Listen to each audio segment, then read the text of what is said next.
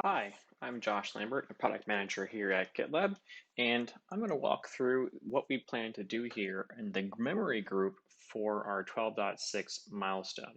The memory group is focused on improving the performance and reducing these resource consumption of our GitLab services. So we have a number of different issues planned to be addressed in 12.6. As you can see, there are quite a few of them. I'll go over some of the highlights though here in this short video, but you can always go through and find the complete list here by just searching for group memory and milestone 12.6.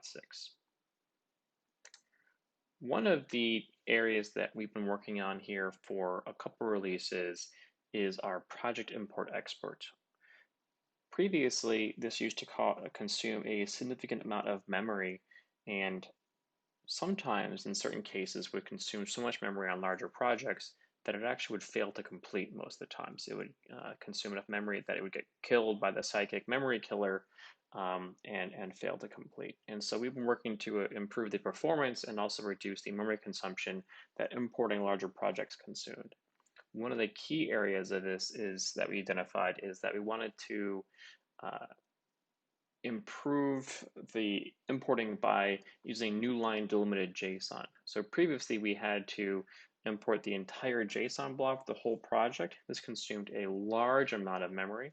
And if we could use new line delimited JSON, we can simply parse line by line by line, significantly reducing memory overhead.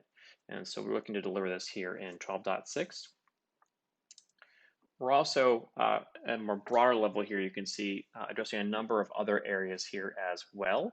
So we're looking to deduplicate some of the data. In some cases, as you can see down here, we actually loaded the JSON twice. And so we're looking to reduce that. As well as we're also looking to rework the versioning mechanism so that it's possible in most cases to import older, still compatible project exports. And this way you don't have to be running the exact version to import your previous export. And here is that deduplication as well I mentioned earlier. So these are the kind of the main areas we're working on here for our project import export code.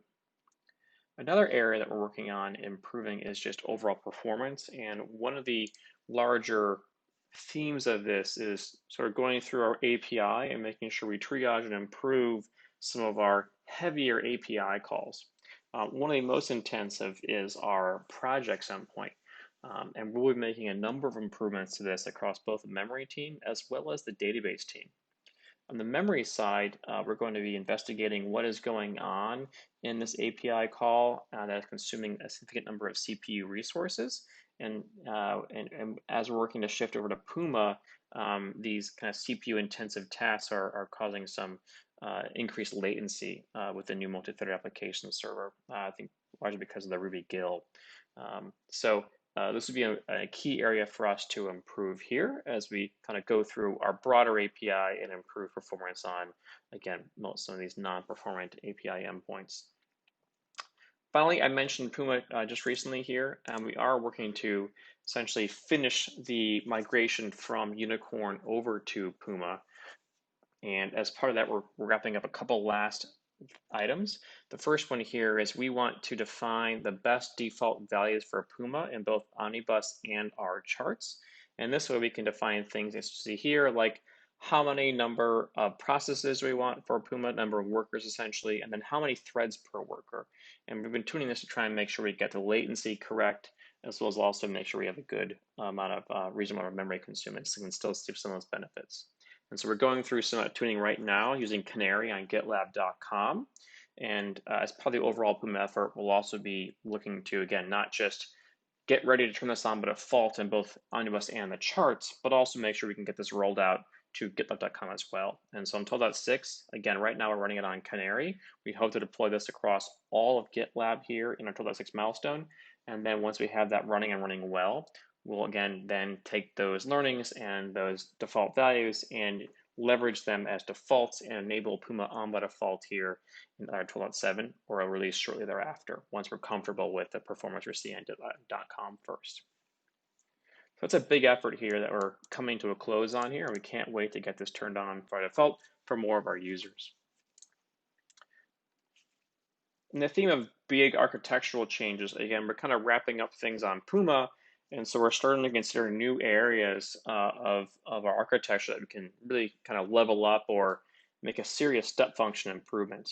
One of these is WebSockets. Previously at GitLab, we haven't had support for any WebSockets, and that's limited some of our ability to introduce new features or design them in a certain more efficient way. And so what we're going to start doing after Puma is looking at potentially offering or building support for WebSockets within our GitLab code base. And so this will be a pretty major improvement. We've already identified a number of potential areas that can benefit from this. You can just look at the WebSockets label there. And again, this is possible now with our Puma multi-threaded application server.